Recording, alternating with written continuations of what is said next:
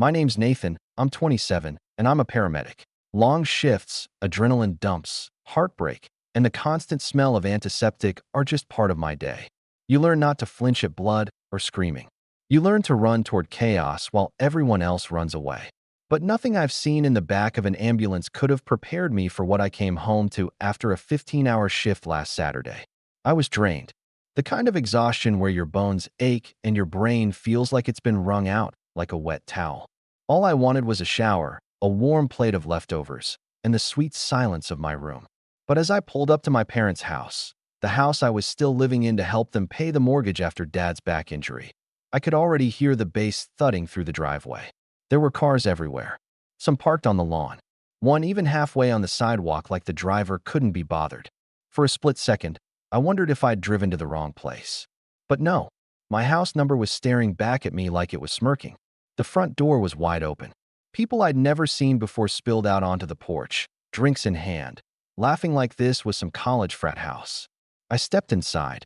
The noise hit me like a punch to the gut. Music blaring, red cups littering the floor, a couple making out against the staircase. Someone knocked into me without so much as a glance. I scanned the crowd, stunned, until I saw a familiar figure near the living room.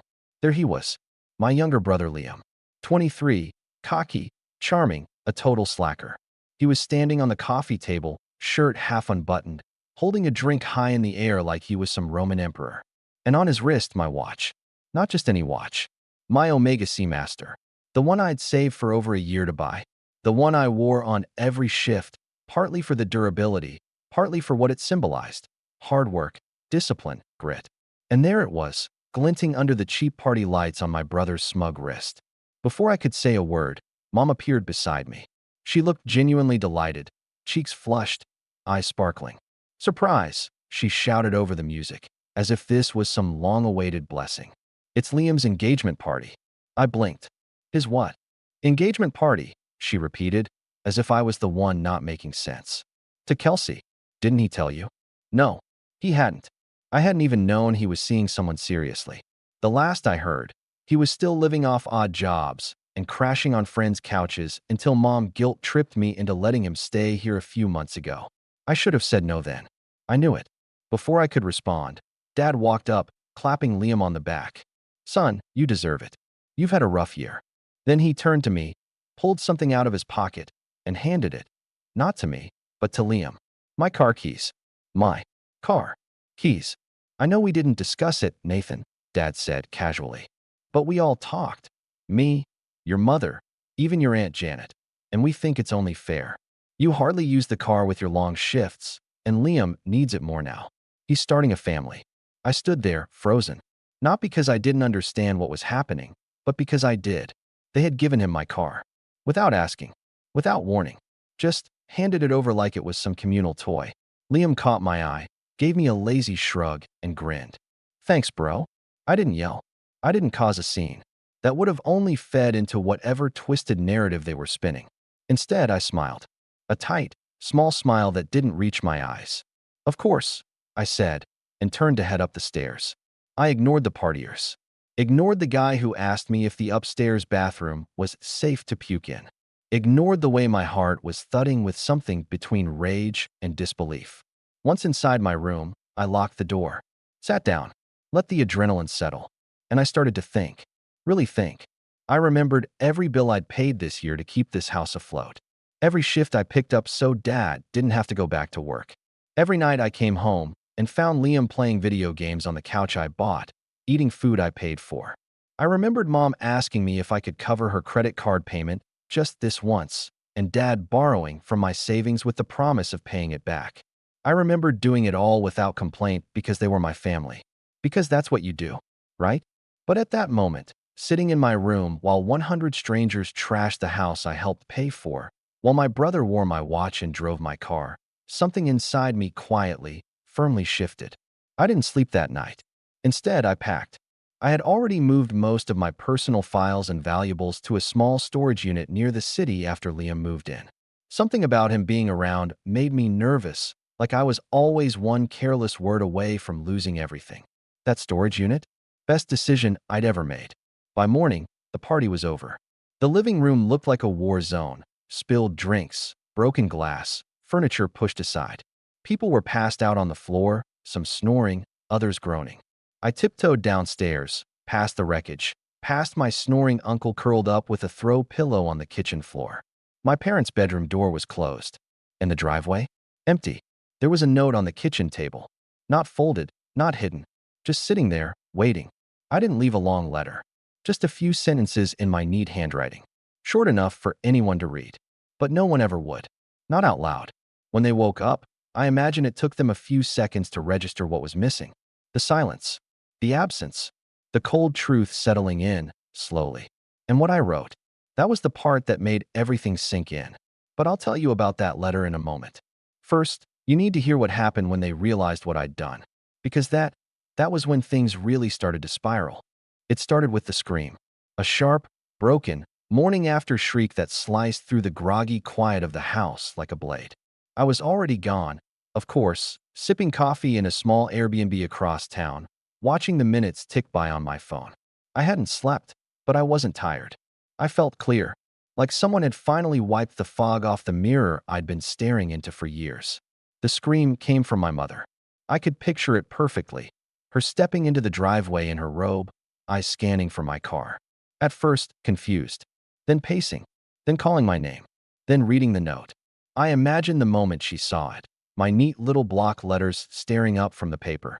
You've mistaken kindness for compliance. The car, the watch, the money, it was never yours to give away. I'm done being the backup plan. Don't contact me unless it's to return what you stole. Congratulations on the engagement. Just that. No anger. No dramatic monologue. Just the truth, plain and simple. Because I knew it would hit harder that way. And I was right. The calls started pouring in less than an hour later. First Mom. 8 calls, all ignored. Then Dad. Texts came in waves. Where are you? This isn't funny. We need to talk. Followed by a voicemail so long I didn't even bother playing it. Then Liam. Liam, of course, waited the longest to reach out. Probably sobering up, probably trying to spin it in his head like I was overreacting. When he finally did text, it was as smug and clueless as ever. Bro, why'd you dip? I thought we were good. I didn't respond. I just blocked his number. By noon, my Aunt Janet had called. Then Kelsey, his fiancée. I didn't know how she got my number, but the message she left was long and filled with fake concern. I just think it's really toxic to walk out on your family like this. Liam looks up to you, you know. That one made me laugh out loud. Liam looked up to me. Please. He'd been taking from me since we were kids. When we were 8, he stole the $10 Grandma gave me and blamed it on our cousin. In high school, he crashed my bike and said someone else took it. And every single time, my parents covered for him. He's just younger, they'd say. He's figuring things out. You're the older brother. You're supposed to set an example. Yeah, I did set an example. I worked hard, stayed out of trouble, helped when no one else would. And they treated it like background noise. Like a given. Over the next few days, things got weird. My mom tried to guilt trip me through mutual relatives. I heard through my cousin Hannah that Mom was telling people I'd run away because I couldn't handle Liam growing up. That I was jealous of his engagement. That I refused to share like a real man. But the story started breaking down quickly. Because what they didn't expect, what they could never imagine, was that I didn't just take my car and leave. I took everything that was mine. The joint account I had with Mom, emptied. It was supposed to be for emergencies, but I was the only one ever putting money into it. I'd been quietly transferring the funds over the past month when I saw her start using it to pay for Liam's things. I let her think it was still active until the party. The moment I left, I shut it down. The house internet, the utilities, all in my name. All canceled. The credit card under my account they were just borrowing for a while. Deactivated. And remember the mortgage? That monthly $1,400 I'd been covering for 6 months while Dad was between disability checks. Yeah, I stopped that too. Left them a printed schedule of the remaining balance on the fridge next to my note. Highlighted in red. Effective this month, I will no longer be contributing. I wasn't petty. I was surgical. They hadn't just crossed a line. They'd jumped a canyon. And now I was done building bridges. I didn't vanish completely. I moved into a small apartment downtown, kept my job, kept my routine. I let the silence grow. For 3 weeks, I didn't say a word. And that's when the cracks started showing.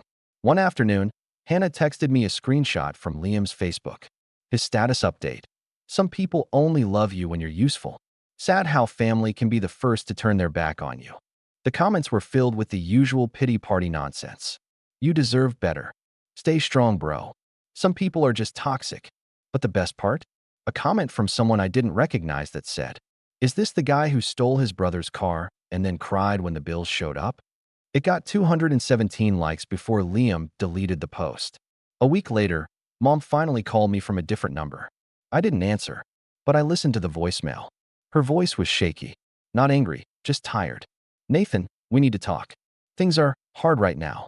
Your father's trying to pick up more hours, but the pain's getting worse. And Liam, he's struggling. He misses you. We all do. Please come by. Just for dinner. We can work this out." I stared at the phone for a long time. The woman who weeks ago handed my car keys to my brother like it was a party favor, now asking me to come home? I didn't delete the message, but I didn't reply either, because I was waiting, not just for them to miss me, but for them to understand me. And soon, they'd get something even harder to ignore. The moment where this story truly turns. The one where all their choices come crashing down. The thing about silence is, it makes people nervous. Especially people who are used to you always picking up, always fixing things, always smoothing over their mess. I think that's what got to them the most. Not the missing car, not the canceled bills, but the fact that I didn't come running. They thought I was bluffing. They thought I'd cool off. But I wasn't angry anymore. I was done. So I waited. And in the meantime, I did something they never expected. I started gathering receipts. Not literal ones, although I had those too. Transfers, payments, credit card charges. No, I mean the kind of receipts that tell a story. I printed statements from my bank going back a full year. Labeled the payments I made on their behalf. Highlighted Liam's expenses, the times Mom borrowed my card and used it to buy him new sneakers, a phone, even a weekend getaway with Qley to a spa. I pulled my original lease agreement for the car, which I had paid off in full 6 months ago. Title? In my name. Insurance? Also mine. Watch? Same thing, registered, documented, and included on my personal property insurance. The cherry on top? A screenshot of the messages between Liam and one of his buddies where he bragged, "My stupid brother just gave me his car for free. LOL. Thank you, Hannah, for sending me that." I wasn't building a case to sue, at least not yet. I was building something stronger, a truth that couldn't be spun. And then, at exactly 4 weeks to the day from the engagement party, I sent them a package. I used registered mail, so they'd have to sign for it. A large envelope. No return address. Just a crisp stack of documents. No letter. No explanation. Let the paperwork speak. Later that night, I got a text from Dad. Just 2 words. "You win." I ignored it. But the next day, something strange happened. I got a call at work from Qley. She'd never called me before. Barely spoke to me at the party. And now she was leaving me a voicemail that sounded like someone reading off a hostage note. "Hi, Nathan. I got your packet. Liam didn't show me all of it, but thank you for being honest. I didn't know about the money, or the car, or any of it. He said you were okay with everything." There was a long pause. Then her voice changed. "I need to think. I don't know if we're still. Thank you." She hung up. I didn't expect that. Didn't plan for it either. But it felt like a domino shifting. Like someone finally turned on the light in a very dark room. Then, 3 days later, it all came crashing down. It was a Thursday, just after midnight. I was off duty and lying on my couch, watching reruns with a bowl of cereal, when my phone rang. Private number. Against my better judgment, I answered. "Hello. Nathan." It was Liam. His voice was quiet. Not angry. Not smug. Just hollow. Like someone had sucked the air out of him. She left. Silence. Qley packed her things and went back to her mom's. She said she doesn't want to marry someone who lies like I do. She said I embarrassed her. That I let my family use people like garbage. He laughed. A dry, bitter sound. She even gave the watch back. Left it on the counter. I didn't say anything. There wasn't anything to say. I wasn't about to console him. "You really did it, man. You burned it all down." That's when I finally spoke. "No," I said calmly. "You burned it down. I just stopped holding the hose." Click. He hung up. I stared at the phone for a long time after that. Not with satisfaction. Not with guilt. Just finality. Because for the first time, he'd said something close to the truth. He had burned it down. They all had.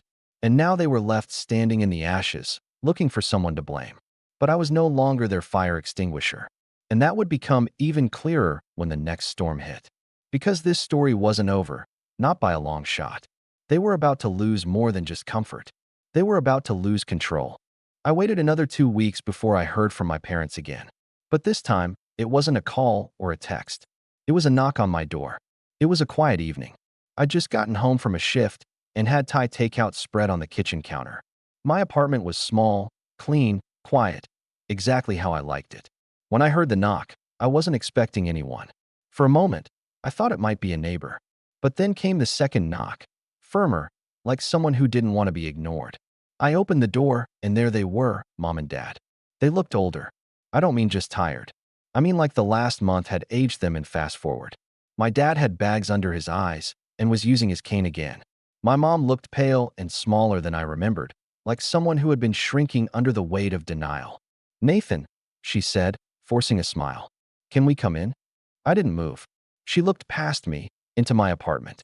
"We just want to talk. Please." I stepped aside, not because I wanted them there, but because I wanted to hear what they had to say face to face. I needed to see if they were actually ready to take responsibility or if this was just another performance.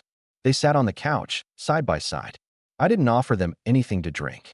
I sat across from them, arms crossed. For a long moment, no one spoke. Then my dad cleared his throat. "We messed up," he said flatly. Mom flinched at the bluntness, but she nodded. "We really did." I didn't say anything. I let the silence do the work. Dad looked down at his hands. "When your brother moved in, we thought we were helping him. And when he got engaged, we wanted to believe it meant he was finally growing up.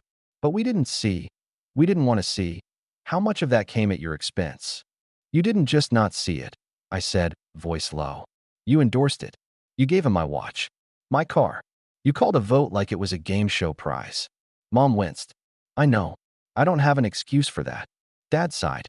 "We thought you were strong, that you could handle anything. You've always been the one we never had to worry about." "That's not a compliment," I said. He nodded. "I know that now." They told me about the fallout. How Kelsey had left, how Liam spiraled. He'd moved out a week after the breakup and hadn't been heard from in days. No job, no stability, no plan. And suddenly, they were alone. No car, no backup account. Just two people sitting in a house they could no longer afford, wondering how it all fell apart. I asked them why they were telling me this. "Because we need help," Mom said softly, but not in the way we used to mean it. She reached into her purse and pulled out a small envelope.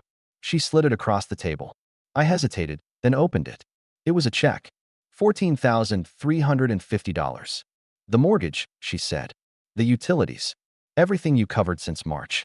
We pulled what we could from savings. Sold some jewelry. We'll find a way to get the rest to you." I stared at the check, not because of the amount, but because it was the first time they ever acknowledged that it wasn't theirs to take. I looked up. "You think money fixes this?"